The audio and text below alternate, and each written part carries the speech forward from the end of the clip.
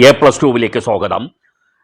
വിദേശ രാജ്യങ്ങളിലേക്ക് ഉന്നത പഠനത്തിന് പോകുന്നത് നമ്മുടെ നാട്ടിലെ വിദ്യാർത്ഥികൾക്ക് ഒരു ഹരമാണ്. അടുത്ത കാലത്തായി കാനഡയിലേക്കും UK-യിലുമൊക്കെ നിരവധി വിദ്യാർത്ഥികൾ ഇവിടെ നിന്നും പഠനത്തിനായി പോകുന്നുണ്ട്. പക്ഷേ ചില കാര്യങ്ങൾ കൂടി നമ്മൾ ഇതുമായി ബന്ധപ്പെട്ട് അറിയുകയും അത് ഉൾക്കൊണ്ടുകൊണ്ട് വേണം നിങ്ങൾ തീരുമാനങ്ങൾ എടുക്കേണ്ടതും ഉള്ളത്. ഇപ്പോൾ UK-യിൽ നിന്ന് ആഭ്യന്തര മന്ത്രാലയത്തിൻ്റെ റിപ്പോർട്ട് അനുസരിച്ച് 23% വിദ്യാർത്ഥികളുടെ കുറവ് ഈ കഴിഞ്ഞ വർഷത്തിൽ രേഖപ്പെടുത്തിയിട്ടുണ്ട്. അതായത് വിദ്യാർത്ഥികൾ അങ്ങോട്ട് പോകുന്നതിൽ ഇപ്പോൾ വളരെ അധികം കുറവ് വന്നിട്ടുണ്ട് എന്ന് ചുരുക്കം. UK-യിൽ യഥാർത്ഥത്തിൽ 4 വിദേശ വിദ്യാർത്ഥികൾ പഠിക്കാൻ പോകുന്നുണ്ടെങ്കിൽ അതിൽ ഒരു വിദ്യാർത്ഥി ഇന്ത്യൻ വിദ്യാർത്ഥിയാണ്.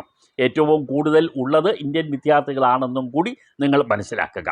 ഇപ്പോൾ ഈ വിദ്യാർത്ഥികളുടെ എണ്ണത്തിൽ കുറവ് വന്നതിൻ്റെ കാരണം കൂടി മനസ്സിലാക്കണം. UK-യിലെ വിസ നിയന്ത്രണങ്ങളാണ് ഇന്ത്യൻ വിദ്യാർത്ഥികൾ അങ്ങോട്ട് പോകുന്നതിൽ ഇപ്പോൾ തടസ്സമായി വന്നിരിക്കുന്നത്. സർക്കാർ സ്കോളർഷിപ്പിൽ ആശ്രിതരെ കൊണ്ടുവരുന്നത്, പഠനം പൂർത്തിയാക്കിയ ശേഷം തൊഴിൽ ചെയ്യുന്നത് തുടങ്ങിയ കാര്യങ്ങളിൽ ഒരു നല്ല നിയന്ത്രണം UK-യിൽ അടുത്ത കാലത്ത് വന്നിട്ടുണ്ട്. ഈ നിയന്ത്രണങ്ങൾ വഴി വിദ്യാർത്ഥികളുടെ എണ്ണം കുറയ്ക്കുക എന്നുള്ളത് തന്നെയാണ് UK സർക്കാർ ലക്ഷ്യം വെക്കുന്നതും.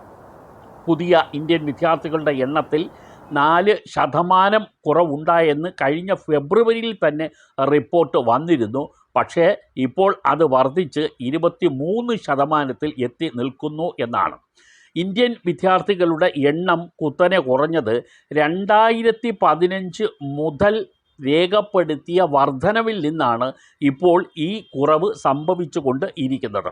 വിദ്യാർത്ഥികളുടെ ഈ പഠനത്തിന് ശേഷം 2 വർഷം UK-യിൽ ജോലി ചെയ്യാൻ സാധിക്കുന്ന ഗ്രാജുവേറ്റ് റൂട്ട് വിസയിലാണ് ഭൂരിപക്ഷം വിദ്യാർത്ഥികളും ഇന്ത്യയിൽ നിന്നും UK-യിൽ എത്തിയിരുന്നത്. കഴിഞ്ഞ വർഷം ഈ പദ്ധതിയിൽ റിവ്യൂ നടപ്പിലാക്കാൻ ഋഷി സുനക് സർക്കാർ തീരുമാനിച്ചിരുന്നു. ഈ വർഷവും റിവ്യൂ തുടരുമെന്നാണ് ഇപ്പോൾ വന്നിട്ടുള്ള സൂചനകൾ. അപേക്ഷകൾ കുറയാനുള്ളൊരു കാരണവും ഈ റിവ്യൂ ഇനിയും ഉണ്ടാകുമെന്നും അത് കൂടുതലായി ബാധിക്കും എന്നുള്ളതാണ്. 2098-ൽ 3000-ഉം കഴിഞ്ഞ വർഷം 1.4 ലക്ഷവും വിദ്യാർത്ഥികൾ അവിടെ ഉണ്ടായിരുന്നു എന്നുള്ളതും നമ്മൾ ഇതിനോടൊപ്പം ചേർത്ത് വായിക്കേണ്ടതാണ്. 2024 ജൂൺ വരെ സ്റ്റുഡൻസ് വിസ ലഭിച്ചത് 1,10,600 ഇന്ത്യൻ വിദ്യാർത്ഥികൾക്കാണ്. ഇപ്പോൾ 32,687 പേരുടെ കുറവാണ് അടുത്ത കാലങ്ങളിൽ ഇതിൽ രേഖപ്പെടുത്തി കാണുന്നത്. 1998-ൽ 3,112 ഇന്ത്യൻ വിദ്യാർത്ഥികളാണ് ഉണ്ടായിരുന്നത്. 2023-ലാകട്ടെ 1,42,693 പേരായി ഈ വിദ്യാർത്ഥികളുടെ എണ്ണം വർദ്ധിച്ചു. 2019-നും 2023-നും ഇടയിൽ ഏറ്റവും കൂടുതൽ വിദ്യാർത്ഥികൾ എത്തിയത് ഇന്ത്യയിൽ നിന്നും നൈജീരിയയിൽ നിന്നുമാണ്. ഇന്ത്യൻ വിദ്യാർത്ഥികളുടെ എണ്ണം ഇക്കൊല്ലം കുറഞ്ഞതുപോലെ നൈജീരിയയിൽ നിന്നും UK-യിലേക്ക് വരുന്ന വിദ്യാർത്ഥികളുടെ എണ്ണത്തിലും വലിയ കുറവ് ഉണ്ടായി.